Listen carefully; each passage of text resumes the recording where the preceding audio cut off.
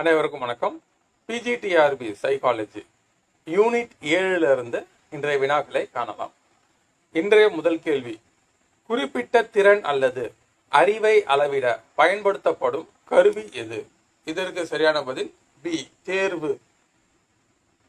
தேர்வு என்பது சரியான பதில். இரண்டாவது கேள்வி, அளவிடல் குறிக்கும் பொருள் என்ன? மெஷர்மெண்ட் அப்படின்னா என்ன பொருள் அப்படின்னு பார்த்தீங்கன்னா, இதற்கு சரியான பதில் ஏ, செயலுக்கு எண் கொடுப்பது, கொடுத்து அளவிடுவது. அதான் வந்து மெஷர்மெண்ட். இவ்வளோ மார்க் அப்படின்னு சொல்றாங்களோ அதுதான் மெஷர்மெண்ட். அடுத்து மூன்றாவது கேள்வி, மதிப்பீடு என்பது, அதாவது எவாலுவேஷன் என்பது என்ன அப்படின்னு கேட்டுக்கிறாங்க. மதிப்பீடு என்பதுனா மதிப்பீடு முடிவு. இதற்கு சரியான பதில் வேல்யூ ஜட்ஜ்மெண்ட், மதிப்பீடு முடிவு. நான்காவது கேள்வி, which is not a principle of evaluation? மதிப்பீட்டின் கொள்கைகளில் எது இல்லை கீழ்கண்டவற்றுள்? எதுன்னு பார்த்தீங்கன்னா சி, சீரற்ற தேர்வு என்பது கிடையாது. மற்றது எல்லாமே இருக்குது. தெளிவான குறிக்கோள்கள், முழுமையான உள்ளடக்கம், தொடர்ச்சி எல்லாமே வந்து நல்ல ஒரு மதிப்பீட்டில் இருக்குது. ஐந்தாவது கேள்வி, ஒரு தேர்வு பொருள், ஒரு தேர்வு சார்பற்றதாக இருக்கும்போது சார்பற்றதாக இருக்கும்போது என்ன ஆகும் அப்படின்னு கேட்குறாங்கன்னா, இதற்கு சரியான பதில் பி, தனிப்பட்ட பாகுபாடு இல்லாமல் இருக்கும். ஒரு சார்பற்றதாக, ஒரு தேர்வு ஒரு சார்பற்றதாக இருக்கும்போது எப்படி இருக்குன்னா தனிப்பட்ட பாகுபாடு இல்லாமல் இருக்கும். ஆறாவது கேள்வி, நம்பகத்தன்மை ரியலபிலிட்டி என்பது என்ன அப்படின்னு கேட்டுக்கிறாங்க. இது என்னன்னு பார்த்தீங்கன்னா முடிவின் நிலைத்தன்மை, ஒரு சீரான ஒரு நிலைத்தன்மையாக இருக்க வேண்டும். அதுதான் வந்து நம்பகத்தன்மை, ஒரு தேர்வோட நம்பகத்தன்மை. அடுத்து வேலிடிட்டி மீன்ஸ், அதாவது செல்லுபடியாகும் தன்மை குறிக்கும் பொருள் என்ன அப்படின்னு பார்த்தீங்கன்னா, இதற்கு சரியான பதில் நோக்கமிட்டதை அளக்கும். ஏ, நோக்கமிட்டதை அளக்கும். நம்ம எந்த ஒரு விஷயத்தை நோக்கி சொல்றோமோ அதை கரெக்டாக வந்து அளக்கும், மதிப்பீடு செய்யும். அதுதான் வந்து வேலிடிட்டி, செல்லுபடியாகும் தன்மை, ஏற்றுக்கொள்ளக்கூடிய தன்மை. அடுத்த எட்டாவது கேள்வி, ஃபார்மேட்டிவ் எவாலுவேஷன், அதாவது தொடர் மதிப்பீடு எப்போது செய்யப்படுகிறது? உருவாக்கும் மதிப்பீடு அல்லது தொடர் மதிப்பீடு. தற்சமயம் 6 முதல் 8ஆம் வகுப்பு வரை அரசு பள்ளிகளில் இந்த எஜுகேஷன் தான், இந்த தொடர் கற்றல் முறை, தொடர் உருவாக்க மதிப்பீடு முறை, அதுதான் வந்து செயல்படுத்தி கொண்டிருக்கிறது. அப்போ இது என்னன்னா, கற்பித்தல் நடக்கும் போதும் நடக்கும் மதிப்பீடு, கற்பித்தல் நடக்கும் போதும் மதிப்பீடு செய்யப்படுகிறது. அடுத்து 9வது கேள்வி, சம்மேட்டிவ் எவல்யூவேஷன், அதாவது இறுதி மதிப்பீடு அல்லது தொகுத்தறி மதிப்பீடு எப்போது செய்யப்படுகிறது? இது என்னன்னா பாட நெறி முடிவில், பாடம் முடித்தவுடன் நடத்தப்படுவது தான் வந்து சம்மேட்டிவ் எவாலுவேஷன். மொத்தம் 2 எவாலுவேஷன் நடக்குது. ஒன்று ஃபார்மேட்டிவ் எவாலுவேஷன், இது வந்து சம்மேட்டிவ் எவாலுவேஷன். ஃபார்மேட்டிவ் எவாலுவேஷன் வந்து பாடம் நடந்து கொண்டிருக்கும் போதே வந்து அதை மதிப்பீடு பண்ணுது. இந்த சம்மேட்டிவ் எவாலுவேஷன் என்பது பாடம் முடித்த பிறகு வைக்கும் தேர்வு தான் வந்து இந்த சம்மேட்டிவ் எவாலுவேஷன். 10வது கேள்வி, நாம் ரெஃபரன்ஸ்டு டெஸ்ட் கம்பேர்ஸ்டு, பொங்கு அடிப்படையிலான தேர்வு எதை ஒப்பிடுகிறது? பொங்கு அடிப்படையிலான தேர்வு என்பது மாணவர் மற்றும் மற்றவர்களை ஒப்பிடுகிறது. இதற்கு சரியான பதில் பி, மாணவர் மற்றும் மற்றவர்களை ஒப்பிடுகிறது. 11வது கேள்வி, அளவுகோல் அடிப்படையிலான தேர்வு எதை அளக்கும்? இதற்கு சரியான பதில் பி, நிர்ணயிக்கப்பட்ட அளவுகோலுடன் செயல்திறன் என்பது சரியான பதில். 12வது ஸ்காலஸ்டிக்ஸ் எவாலுவேஷன் 2, கல்வி சார்ந்த மதிப்பீடு எதை குறிக்கிறது? இதற்கு சரியான பதில் பி, அகாடமிக் சப்ஜெக்ட், அதாவது பாட புத்தகங்கள், பாடங்கள், அகாடமிக் எவாலுவேஷன், ஸ்காலஸ்டிக்ஸ் எவாலுவேஷன். அடுத்து 13வது நான் ஸ்காலஸ்டிக்ஸ், அதாவது ஆக்கல்வி, அதாவது கல்வி சாராத மதிப்பீடு எந்தவற்றை கொண்டுள்ளது? இதற்கு சரியான பதில் வாழ்க்கை திறன்கள் மற்றும் மதிப்பீடுகள். இதை வந்து கல்வி சாராத திறன்கள் அப்படின்னு சொல்லுவாங்க, அல்லது ஆக்கல்வி. அடுத்து 14வது கேள்வி, அச்சீவ்மெண்ட் டெஸ்ட் அதாவது சாதனை தேர்வு எதை குறிக்கும்? இதற்கு சரியான பதில் பி, ஒரு பாடத்தில் மாணவரின் அறிவு. 15வது கேள்வி, டயக்னோஸ்டிக்ஸ் டெஸ்ட் இஸ் கண்டக்டட். ஆய்வு தேர்வு எப்பொழுது செய்யப்படுகிறது? இந்த ஆய்வு தேர்வு என்பது வந்து கற்பிக்கும் முன் மாணவர் எந்த அளவு அறிவாக இருக்கிறார்கள் அப்படின்ட்டு அந்த பாட சம்பந்தமான அறிவை பெறுவதற்கு இந்த டயக்னோஸ்டிக்ஸ் டெஸ்ட் உதவுகிறது, ஆய்வு தேர்வு. 16வது கேள்வி, முன்கூட்டிய மதிப்பீடு எதற்காக செய்யப்படுகிறது? இந்த முன்கூட்டிய மதிப்பீடு என்பது ஆன்சர் சி, எதிர்கால செயல்திறனை கணித்தல். எதிர்கால செயல்திறனை கணித்தல். 17வது கேள்வி, சிசிஇ அதாவது தொடர்ச்சியான மற்றும் முழுமையான மதிப்பீடு யாரால் அறிமுகப்படுத்தப்பட்டது? ஏன்னா சென்ட்ரல் போர்டு செகண்டரி எஜுகேஷன் சிபிஎஸ்இயால. இப்போ தமிழ்நாட்டிலும் இந்த முறை சிசிஇ இந்த முறை தான் வந்து போய்கொண்டிருக்கிறது. 6 முதல் 8ஆம் வகுப்பு வரை, 1 முதல் 8ஆம் வகுப்பு வரை உள்ள மாணவர்களுக்கு இந்த சிசிஇ தொடர் மற்றும் முழுமையான மதிப்பீட்டு முறை தான் போய்கொண்டிருக்கிறது. 18வது கேள்வி, எடைகளின் அட்டவணை எதை காட்டுகிறது? எதுனா பி, குறிக்கோள்கள் மற்றும் உள்ளடக்கத்திற்கு அளிக்கப்படும் முக்கியத்துவம். எடைகளின் அட்டவணை டேபிள் ஆஃப் வெயிட்டேஜ் ஷோஸ். இந்த இதுக்கு இந்த மார்க் அப்படின்னுவாங்க, அதுதான் அந்த அட்டவணை. 19வது கேள்வி, ப்ளூ பிரிண்ட் என்ஷூஸ் வினாத்தாள் வரைபடம் எதை உறுதி செய்கிறது? எதுனா பி, சமநிலையான குறிக்கோள்கள் மற்றும் உள்ளடக்கம். இவற்றை தான் காட்டுகிறது, சமநிலையான குறிக்கோள்கள் மற்றும் உள்ளடக்கம். 20வது கேள்வி, மதிப்பீட்டு முக்கியத்துவ தொகுப்பு எதற்கு உதவுகிறது? மதிப்பீட்டு முக்கியத்துவம் எதுனா பொருள் சார்பற்ற தன்மை மற்றும் நிலைத்தன்மையை காக்க. Scoring helps, scoring key helps. அடுத்து 21வது கேள்வி, வினா பகுப்பாய்வு எதை காண செய்யப்படுகிறது? இந்த வினா பகுப்பாய்வு என்பது என்னன்னு பார்த்தீங்கன்னா வினாக்களின் தரத்தினை இது பண்ண உதவுகிறது. எதுனா வினா பகுப்பாய்வு.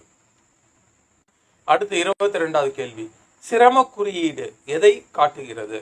வினா எளிதா அல்லது கடினமா என்பதை காட்ட உதவுகிறது.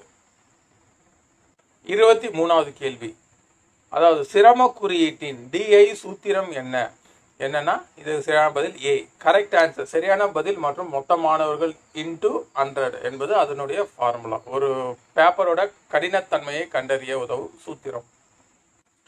அடுத்து 24வது கேள்வி, டிஸ்கிரிமினேஷன் இண்டெக்ஸ் அதாவது தவறுபாடு குறியீடு எதை சொல்லுகிறது? எதுன்னு பார்த்தீங்கன்னா பி, மேன்மை தாழ்வு மாணவர்களை வேறுபடுத்துதல். இந்த டிஸ்கிரிமினேஷன் வேறுபடுத்துதல் குறியீடு தான் இதுக்கு சரியா வரும். இதுல தவறுபாடு குறியீடு இருக்குது. இதற்கு சரியான பதில் மேன்மை மற்றும் தாழ்வு மாணவர்களை வேறுபடுத்துதல். அதெல்லாம் நல்லா படிக்கிறவங்களையும் படிக்காத மாணவர்களையும் வேறுபடுத்துதல் என்பதுதான் வந்து இந்த டிஸ்கிரிமினேஷன் இண்டெக்ஸ். 25வது கேள்வி, பாசிட்டிவ் டிஸ்கிரிமினேஷன் நேர்மறை தவறுபாடு மதிப்பு எதை குறிக்கிறது? இதற்கு சரியான பதில் நல்ல வினா. 26வது கேள்வி, நம்பகத்தன்மையின் வகை அல்லாதது எது? இதற்கு சரியான பதில் அளவுகோல் செல்லுபடியாகும் தன்மை. 27வது கேள்வி, கண்காணிப்பு மதிப்பீட்டு கருவி எதை மதிப்பிட உதவுகிறது? இதற்கு சரியான பதில் சமூக திறன்கள் என்பது சரியானது. 28வது கேள்வி, இன்டர்வியூ ஹெல்ப்ஸ் அதாவது நேர்முக தேர்வு எதனை மதிப்பிட உதவுகிறது? எதனா பி, கம்யூனிகேஷன் ஸ்கில் அதாவது தொடர்பு திறன்கள். அடுத்து 29வது கேள்வி, போர்ட்ஃபோலியோ அசஸ்மெண்ட்ஸ் இன்க்ளூட் பணி புத்தகம் மதிப்பீடு எதை உட்படுத்தும்? என்னன்னா மாணவரின் ஓவியங்கள் மற்றும் அதனுடைய அறிக்கைகளை இது பண்ணும் பணி புத்தகம். அடுத்து 30வது கேள்வி, ரூப்ரிக்ஸ் ஆர் யூஸ்டு ஃபார் மதிப்பீட்டு கட்டமைப்பு எதற்கு பயன்படுகிறது? இதற்கு சரியான பதில் மதிப்பீட்டில் நியாயம், தெளிவு உறுதி செய்தல். இதுதான் வந்து மதிப்பீட்டு கட்டமைப்பு ரூப்ரிக்ஸ். அடுத்து 31, பீர் ரிவ்யூ அதாவது இணை மதிப்பாய்வு என்றால் என்ன? இதற்கு பதில் பி, மாணவர்கள் ஒருவரை ஒருவர் மதிப்பிடுதல். இந்த பீர் குரூப்ஸ் அவங்க அந்த மாணவரை மதிப்பிடுறது. அடுத்து 32, செக்லிஸ்ட் சரிபார்ப்பு பட்டியல் என்றால் என்ன? இதற்கு ஆன்சர் பி, உருப்படிகள், நடத்தைகள், திறன்களின் பட்டியல் என்பது சரியானது. உருப்படிகள், நடத்தைகள், திறன்களின் பட்டியல். 33வது கேள்வி, ரேட்டிங் ஸ்கேல் மதிப்பீட்டு அளவு தொகை எதற்காக பயன்படுகிறது?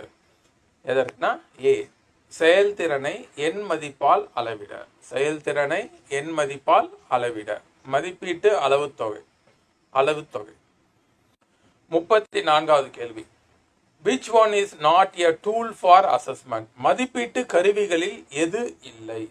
இதற்கு சரியான பதில் எக்ஸ்பிரிமெண்ட், பரிசோதனை என்பது மதிப்பீட்டு கருவிகள்ல கிடையாது. அடுத்து 35வது, கண்டினியூஸ் எவாலுவேஷன் தொடர்ச்சியான மதிப்பீடு என்றால் என்ன? என்னன்னா சி, தொடர்ந்து நடைபெறும் செயல்முறை, தொடர்ந்து மதிப்பீடு செய்து கொண்டே இருப்பது. 36வது கேள்வி, காம்ப்ரிஹென்சிவ் எவாலுவேஷன் இன்க்ளூட்ஸ் முழுமையான மதிப்பீடு எதை உள்ளடக்கியது? என்னன்னா கல்வி சார்ந்த மதிப்பீடு மற்றும் கல்வி சாராத மதிப்பீடு இரண்டையும் உள்ளடக்கியது தான் முழுமையான மதிப்பீடு, அதாவது காம்ப்ரிஹென்சிவ் எவாலுவேஷன். தற்சமயம் இதுதான் 1ல இருந்து 8 வரைக்கும் போய்கொண்டிருக்கிறது, தொடர் மற்றும் முழுமையான மதிப்பீட்டு முறை. 37வது கேள்வி, கற்றல் சிரமங்களை கண்டறிய உதவும் மதிப்பீட்டு கொள்கை எது? கற்றல் சிரமங்களை எது இது பண்ணுது பார்த்தீங்கன்னா பி, டயக்னோஸ்டிக்ஸ், நோயறிதல் மற்றும் சிகிச்சை. இதுல நோயறிதல் மற்றும் சிகிச்சைன்னு இருக்குது. இது மருத்துவ இதில் சொல்லியிருக்கிறாங்க. அவங்க ஆய்வு செய்தல் மற்றும் அதற்கான தீர்வு முறை, என்ன தவறு செய்திருக்கணும் அதை கண்டறிகிறது, அதுக்கப்புறம் அதற்கான தீர்வு முறை. இது நோயறிதல் மற்றும் சிகிச்சைன்னு இருக்குது. ஆனால் அது மாதிரி தான் அது மருத்துவத்துறையில் வரும். பேப்பர் கரெக்ஷன் இதில் அதை தவறுகளை கண்டறிதல் மற்றும் அதற்கு தீர்வு அப்படின்றது தான் சரியான பதிலாக வரும். 38, which one reduces exam stress? தேர்வு அழுத்தத்தை குறைப்பது எது? கீழ்கண்டவற்றில் எதுனா தொடர்ச்சியான மற்றும் முழுமையான மதிப்பீடு. அது பாடம் நடத்த கொண்டு இருக்கும் போதும் மதிப்பீடு செய்யறதுனால அது அந்த தேர்வோட அந்த அழுத்தத்தை குறைக்கும். தொடர்ந்து கற்றல், தொடர்ச்சியான முழுமையான மதிப்பீட்டு முறை, CC. National achievement survey, NAS is an example of தேசிய சாதனை ஆய்வு. NAS என்பதற்கு உதாரணம் என்னன்னா சாதனை தேர்வு. இந்த அச்சீவ்மெண்ட் டெஸ்ட் எல்லாம் வைக்கிறது தான் இவங்க NAS. 40, அளவுகோல் அடிப்படையிலான தேர்வின் உதாரணம் எது அப்படின்னு பார்த்தீங்கன்னா சி, 35/100 தேர்ச்சி மதிப்பெண். அவ்வளோதான், இவ்வளோக்கு இந்த மதிப்பெண் எடுத்தால் பாஸ். அப்போ நம்ம ஸ்கூல் எக்ஸாம்ஸ் 10th இதெல்லாம் இந்த அளவுகோல் அடிப்படையிலான தேர்வின் உதாரணம். 41வது கேள்வி, இறுதி மதிப்பீட்டின் உதாரணம் எதுனா சம்மேட்டிவ் எவல்யூவேஷன். அதோட இது என்னன்னு பார்த்தீங்கன்னா ஆண்டு தேர்வு, ஆண்டு முடிவில் வைக்கப்படும் தேர்வு, ஆனுவல் எக்ஸாம் தான் சம்மேட்டிவ் எவாலுவேஷன். ஃபார்மேட்டிவ் எவாலுவேஷன் என்பது வகுப்பறையில் தினம் நடந்து கொண்டே இருக்கும். அடுத்து 42, ஃபார்மேட்டிவ் எவாலுவேஷன் தொடர் உருவாக்க மதிப்பீட்டின் உதாரணம் எதுனா பாடநெறி, பாடம் நடத்தும் நடுவே அழகு தேர்வு வைப்பதுதான் ஃபார்மேட்டிவ் எவாலுவேஷன். 43வது கேள்வி, ஒரு தேர்வின் தரநிலைப்படுத்தல் எதை உறுதிப்படுத்துகிறது? எதுனா பி, ஏ, நிலைத்தன்மை, செல்லுபடியாகுதல், சார்பற்ற தன்மை. இதெல்லாம் ஒரு தேர்வோட ஒரு இது. அடுத்த 44வது கேள்வி, தரநிலைப்படுத்தலில் அடங்காத படி எது? அடங்காதது எதுன்னு பார்த்தீங்கன்னா வகுப்பு கற்பித்தல். இது தரநிலைப்படுத்தும் படிதலில் அடங்காதது. 45, வினாத்தாள் வரைபடம் ப்ளூ பிரிண்ட் எதை காட்டுகிறது? பி, பாடப்பிரிவு, கேள்வி வகைகள், நிலைகள். தற்சமயம் இந்த ப்ளூ பிரிண்ட் என்பது இப்ப கிடையாதுன்னு நினைக்கிறேன். 46வது கேள்வி, கற்றாளர் எதிர்கால செயல்திறனை கணிக்கும் தேர்வு எது? ஃபியூச்சர் பர்ஃபார்மன்ஸ் என்ன? லேர்னரோட ஃபியூச்சர் பர்ஃபார்மன்ஸ் எதுனா அதுக்கு முன்கூட்டியே தேர்வு, ப்ரோக்னோஸ்டிக்ஸ் டெஸ்ட். 47, ரிலேட்டிவிட்டி நம்பகத்தன்மை. எவ்வாறு சரிபார்க்கப்படுகிறது? மீள்தேர்வு முறை, இணை வடிவ முறை, பிளவு முறை, மேற்கண்ட அனைத்தும். அடுத்து 48வது கேள்வி. கண்டென்ட் வேலிடிட்டி என்ஷூர்ஸ், உள்ளடக்க செல்லுபடியாகுதல் எதை உறுதி செய்கிறது? கேள்விகள் பாடத்திட்டத்தை உள்ளடக்கி இருக்க வேண்டும். ஏ என்பது சரியான பதில்.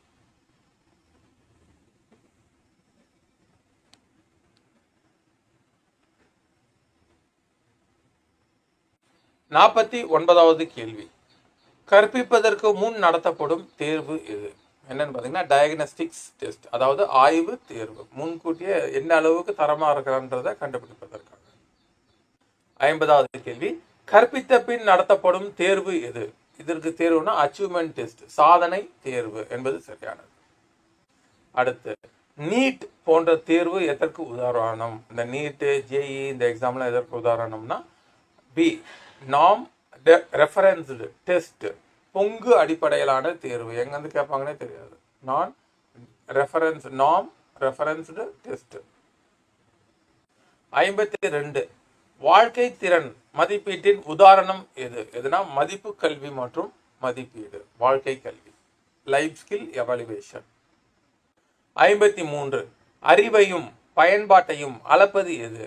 Measures both knowledge and application. இதற்கு சரியான பதில் டேபிள் ஆஃப் வெயிட்டேஜ். அந்த அட்டவணைகளின் எடை, அதோடைய தரத்தின் அளவை பொறுத்து. தமிழில் வந்து தப்பா இருக்குது. டேபிள் ஆஃப் வெயிட்டேஜ், இந்த வெயிட்டேஜ் அந்த அளவுகோல் தன்மை. 54வது கேள்வி. பீர் ரிவ்யூ இணை மதிப்பாய்வு எதை வளர்க்கிறது? இதற்கு ஏ குழுவாக செயல்படுதல் மற்றும் விமர்சன சிந்தனை, பீர் குரூப் ஒர்க்.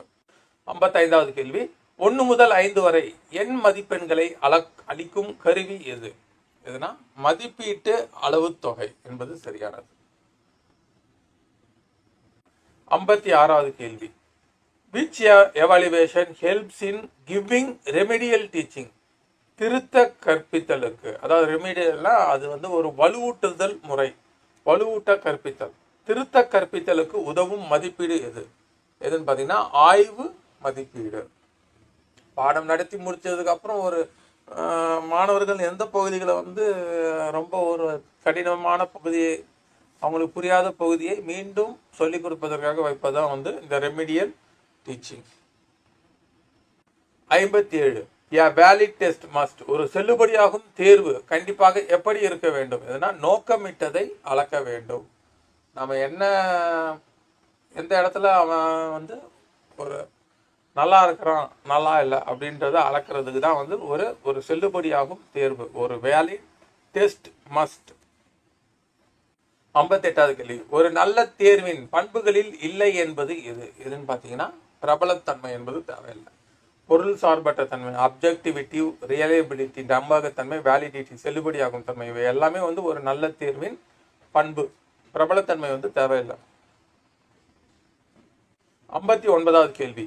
மதிப்பீட்டின் கொள்கை எது? கீழ்கண்டவற்றுள் மதிப்பீட்டின் கொள்கை வந்து சி கண்டினியூட்டி, அதாவது தொடர்ச்சியாக இருக்க வேண்டும்.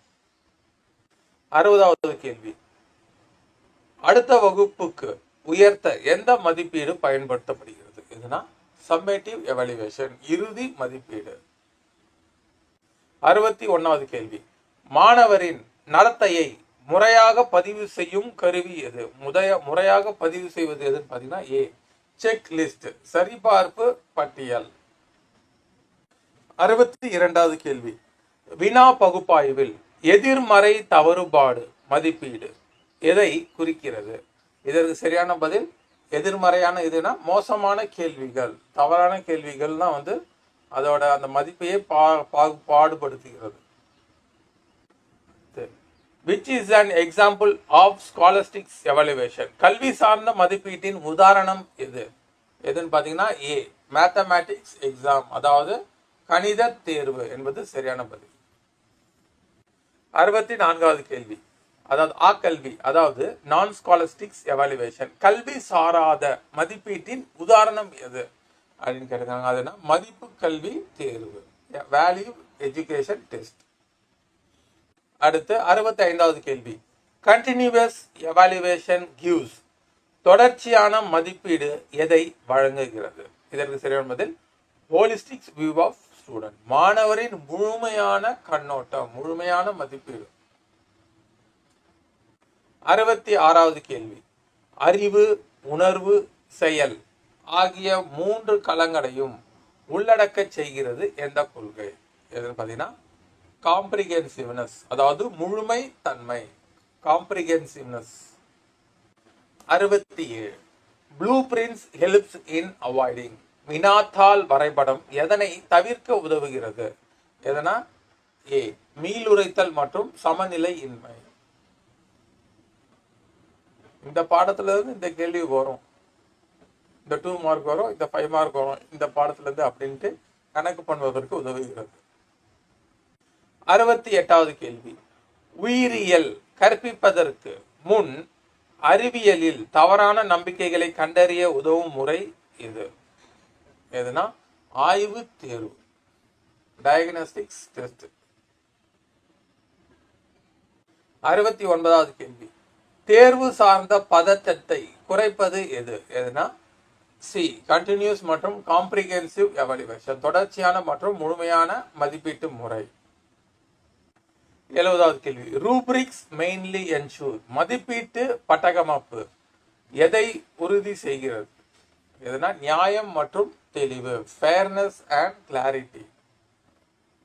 71வது கேள்வி. வகுப்பில் வாய்மொழி கேள்விகளுக்கு எந்த மதிப்பீடு பயன்படுத்தப்படுகிறது? எதுனா? உருவாக்கும் மதிப்பீடு, அதாவது ஃபார்மேட்டிவ் எவாலுவேஷன், தொடர் மதிப்பீடு. 72வது கேள்வி. மாணவர்களை அடிப்படை, இடைநிலை, மேம்பட்ட நிலைகளாக வகைப்படுத்த உதவும் மதிப்பீடு எது? என்ன மதிப்பீடு இது உதவுகிறதுனா?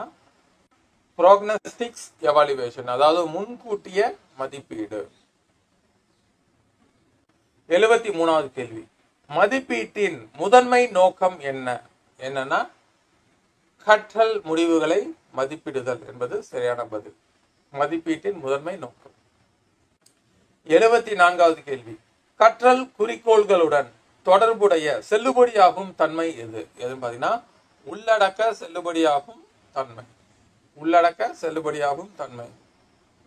75வது கேள்வி. Construct validity relates to. கட்டமைப்பு செல்லுபடியாகும் தன்மை எதனை குறிக்கிறது? எதனா?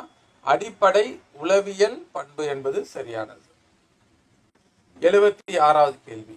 அளவுகோல் செல்லுபடியாகும் தன்மை எதை குறிக்கிறது? அளவுகோல் செல்லுபடியாகும் தன்மை. இதற்கு சரியான பதில் வெளிப்புற அளவுகோலுடன் ஒப்பீடு. வெளிப்புற அளவுகோலுடன் ஒப்பீடு. மாணவரின் திறன்களை நேரடியாக நிரூபிக்கும் மதிப்பீட்டு முறை எது? எதுனா? போர்ட்ஃபோலியோ, பணி புத்தகம். 78வது கேள்வி. தொடர்ச்சியான மதிப்பீட்டின் நம்பகத்தன்மை எது? எதுனா? ஸ்ட்ரெஸ் ஃப்ரீ லேர்னிங், அதாவது ஏ, அழுத்தமற்ற கற்றல். 79வது. Achievement test in algebra is an example of. Algebra சாதனை தேர்வு எதற்கான உதாரணம்? எதுனா? இது அந்த பாட அடிப்படையிலான ஒரு மதிப்பீடு. பாட அடிப்படையிலான மதிப்பீடு தான் அந்த சோதனை அல்லது சாதனை தேர்வு, அச்சீவ்மெண்ட் டெஸ்ட். 80வது கேள்வி. Final public exam 10th 12th are examples of. பொது தேர்வுகள் 10, 12ஆம் வகுப்பு எதற்கான உதாரணம்? இதற்கு சரியான பதில் இறுதி மதிப்பீடு என்பது சரியான பதில். இறுதி மதிப்பீடு. நன்றி. இதுக்கப்புறம் பார்ட் 8, யூனிட் 8 சைக்காலஜி பார்ட். நன்றி.